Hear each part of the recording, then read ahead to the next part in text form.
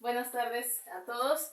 El día de hoy vamos a comenzar con el tema que está representado con una pregunta. Dice, ¿cómo está organizada nuestra visión del mundo? Y para responderla vamos a revisar el pensamiento mitológico, el pensamiento filosófico y el pensamiento científico. Vamos a comenzar con la mitología. Y como estamos hablando de filosofía, o como estamos en la materia de filosofía, pues nosotros vamos a revisar la mitología griega. Fíjense que cuando hablamos de Grecia, pues hablamos de uno de los puntos más impresionantes y más interesantes de una generación de civilizaciones.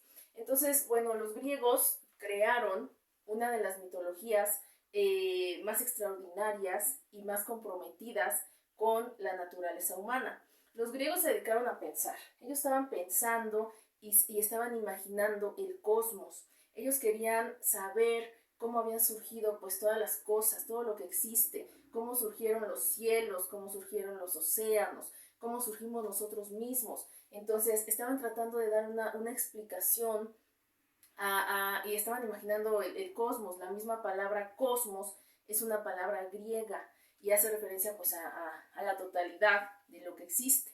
Entonces, bueno, los griegos eran un pueblo pequeño en términos de extensión, pero en términos de capacidad para imaginar el cosmos eran gigantescos. Yo quiero que entiendan el valor de los griegos porque son uno de los pueblos que más ha aportado, que más ha aportado a la cultura occidental y al mundo en general. Ellos son un pueblo y como todo pueblo son un conjunto. Los griegos son un conjunto de aqueos, son un conjunto de eolios, son un conjunto de dorios y son un conjunto de jonios. Son como todo pueblo, no sale ningún pueblo de una sola cepa, están integrados. Y bueno, alrededor de ellos, alrededor de estos cuatro pueblos, que son los griegos, pues existía muchísimo misterio. Las cosas que pasaban, las cosas que ocurrían, pues se contaban a través de mitos, a través de leyendas que se preservaban en la tradición oral. Entonces, bueno, se cuenta que Homero, este poeta griego, fue uno de los primeros, más bien fue el primero, que recopiló estas leyendas, estos mitos, y se las dio a los griegos. Homero pues iba por ahí cantando la Odisea, cantando lo que pasaba, él cantaba. Entonces, bueno, se dice que él es quien le dio sus dioses a los griegos, pero también hay otro poeta muy interesante que se llama Hesiodo. Y entonces Hesiodo es el que empieza a explicar cómo se organizan las cosas en el cosmos griego. Y es lo que yo les voy a mencionar un poco, les voy a contar un poco. Hesiodo dice que todo empezó con el caos. Y del caos, bueno, surgió una figura importante que se llama Urano. Urano es el cielo, es un titán. Entonces estaba Urano y estaba la diosa Gea, la madre tierra. Urano y Gea se unieron y tuvieron muchísimos hijos. Tuvieron hijos gigantescos, tuvieron criaturas monstruosas, tuvieron cíclopes, estos gigantes de un solo ojo, tuvieron criaturas monstruosas de 100 brazos. Entonces, bueno, ellos tuvieron un montón de hijos y dice Hesiodo que Urano pues no le gustaban sus hijos, estaban feos y entonces Urano los escondía. Cada que Gea tenía un hijo, Urano lo agarraba y lo escondía en un lugar secreto de la Tierra, en lo profundo de la Tierra, y pues se interpreta como que Urano lo regresaba al útero de su madre porque lo metía bajo tierra. Entonces, bueno, Urano decía, están muy feos, no me gustan, los voy a esconder. Y entonces, en una de esas ocasiones, surge un hijo de Gea que se llama Cronos. Entonces, Cronos lo que hace es detener esto que hacía su padre Urano, de esconder a los hijos, y lo que hace es atacar a su padre Urano y lo castra. Cronos castra a Urano, toma los genitales de Urano y los avienta al mar. Entonces, de la mezcla de la espuma del mar con la sangre de los genitales de Urano, pues surge la diosa Afrodita, que aquí se las anoté. Surge la diosa Afrodita, la diosa de la belleza y del amor.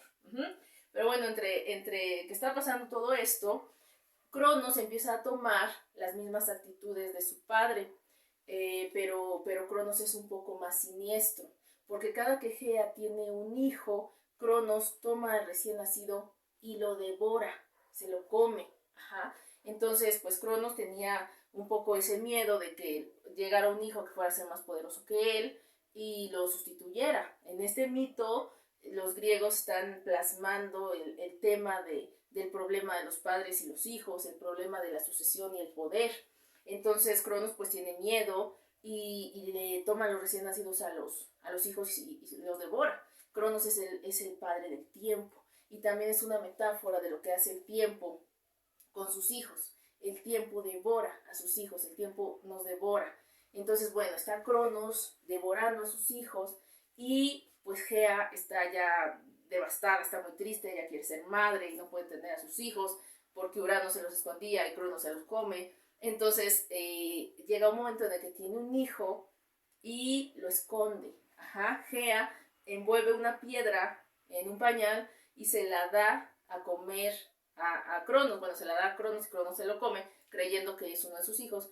Y Gea protege a este recién nacido. Y pues este recién nacido va a ser nada más y nada menos que Zeus. Ajá. Zeus es este recién nacido que Gea logró rescatar. Y cuando Zeus se da cuenta pues de todo lo que estaba haciendo su padre, se enfrenta contra su padre Cronos y lo aniquila. Zeus aniquila a Cronos y lo hace devolver a todos los hijos que se había comido. Entonces de la voracidad de Cronos empiezan a salir todos los dioses, ¿no? Que se había, los hermanos de Zeus, empieza a salir Atenea, empieza a salir Hefesto, empiezan a salir todos. Y como Zeus fue el que los rescató, el que los salvó, pues hizo un trato con ellos. Zeus les dijo, ¿saben qué? Pues yo voy a ser aquí el que va a gobernar, el que va a mandar, y todos nosotros vamos a crear el Olimpo. Entonces Zeus es el que crea o es el fundador del Olimpo. Él va a fundar el Olimpo con sus hermanos, los demás dioses. Así que bueno, Zeus se enfrenta a una batalla con los titanes, que antes del Olimpo eran los que gobernaban las cosas, y pues los aniquila, los derrota, y Zeus se impone como el fundador del Olimpo. Ahí empieza esta cuestión de los dioses del Olimpo. Y bueno, ¿qué pasa después? Pues pasa que Zeus empieza a repartir el mundo. Se empieza a repartir el mundo principalmente con Poseidón y con Hades. Les voy a comentar un poquito acerca de ellos. A Hades le toca el inframundo. Hades va a ser el señor de la oscuridad, el señor del infierno, del inframundo, allá abajo. Ajá. Y Poseidón va a ser el dios de los mares. A Poseidón le tocan las grandes aguas, los océanos. Entonces, bueno, les platico de Hades. Hades está en el inframundo y para entrar al mundo de Hades hay que cruzar un río. Hades tiene muchos ríos en el inframundo. Entonces, bueno, para entrar al mundo de Hades hay que cruzar un río, el río Aqueronte. Y los griegos tenían pues, la tradición de que cuando una persona se moría, lo enterraban con una moneda. Esta moneda le servía al alma del muerto, cuando llegaba allá abajo con Hades, le servía para pagarle al barquero que lo iba a trasladar de un lugar del río al otro lado. Este barquero se llamaba Queronte. Aqueronte. Entonces, bueno,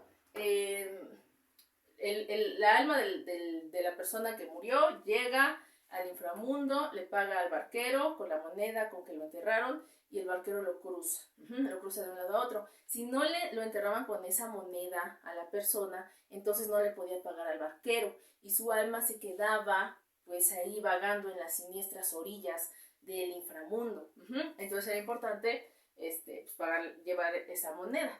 Entonces, bueno, cuando un alma bajaba al inframundo se enfrentaba a muchísimas cosas, se convertía en un viajero que tenía que enfrentar a todo lo que pasaba ahí, ¿no? Tenía que enfrentar a Cerbero, por ejemplo. Cerbero es este perro que está custodiando el Hades, es un perro de 3 cabezas, que echa veneno por los hocicos. Entonces las almas se tienen que enfrentar a Cerbero y se tienen que enfrentar a las aguas del olvido, y bueno, se tienen que enfrentar a muchísimas cosas. Y ese es el mundo de la oscuridad, y ese es el mundo, el inframundo que le corresponde a Hades. Ajá. Pero también está el mundo de Poseidón.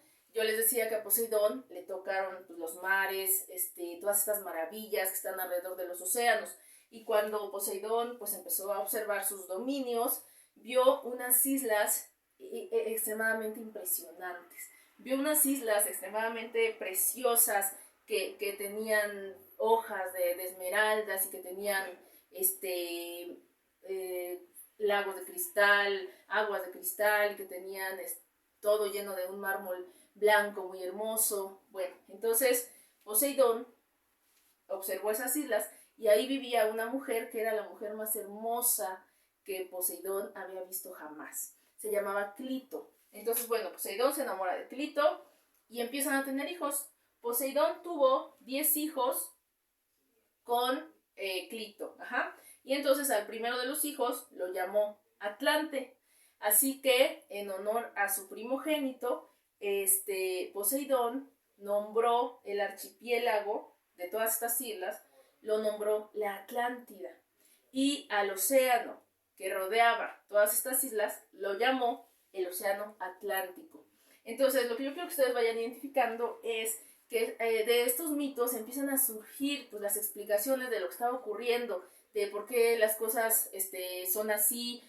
Los griegos empezaron a nombrar el mundo. Ajá, los griegos empezaron a expresar o a crear nuevas palabras para expresar nuevas ideas.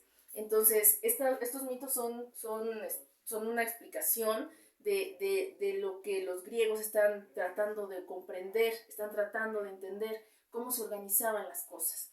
Y luego, pues viene Zeus. Fíjense que Zeus es el dios, pues el fundador de Olimpo, es el más importante y es el tipo más coqueto del Olimpo. Ajá, entonces vamos con Zeus al siguiente video, ¿ok? Vamos a explicar a Zeus.